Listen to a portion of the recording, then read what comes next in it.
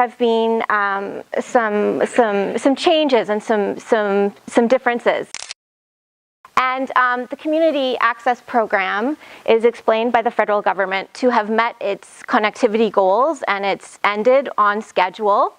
And there's the assumption that people can obtain access through market providers and through ISPs. It's a paid-for service in most cases.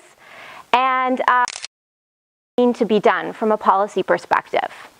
But on the ground realities can be very different in many communities in Toronto and elsewhere.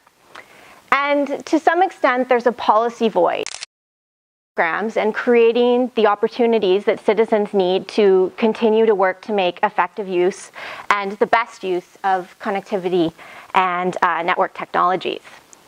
So in places like libraries that I think have played a very important role and continue to do so in terms of providing opportunities for digital literacy, there can be attempts to really enact really high-tech opportunities for citizens with things like robotics,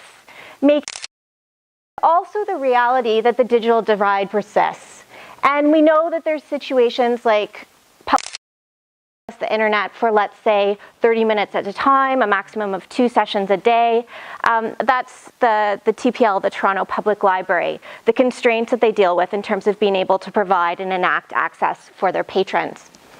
So there's a lot of opportunity for mesh networks and for individuals who are interested in think about what they can build that includes the wires and the cable and the technical infrastructure, but also the social and the facilitation aspects that are needed to make connectivity useful. So this is an image of a model for digital literacy, which comes from Media Smarts, which is a national nonprofit that deals with digital literacy and media literacy issues. And the ideas of access, use, understanding, and creating with digital technologies are components of the model. And this idea of creation, not just being a consumer, but thinking about what you're going to create as a society, I think we also need to think about creating the network of the people and the socio-technical supports that are needed to make connectivity useful. So, see when it gets built in a grassroots and a community-led way. I'm going to share a little bit about a project that I was involved with for a 2-year period from 2013 to 2015, and which I continue to engage with from a little further afar. From 2013 to 2015, I worked with Mozilla on work, which involved 60 nonprofit organizations that were collaborating to try and create digital literacy learning opportunities for youth, but also for the informal educators who serve youth across a variety of organizations in the GTA and beyond. And the membership base included and includes 6 public library systems. Mozilla has a definition or a model of digital literacy which focuses on the write and participate on the web are the attributes that are emphasized.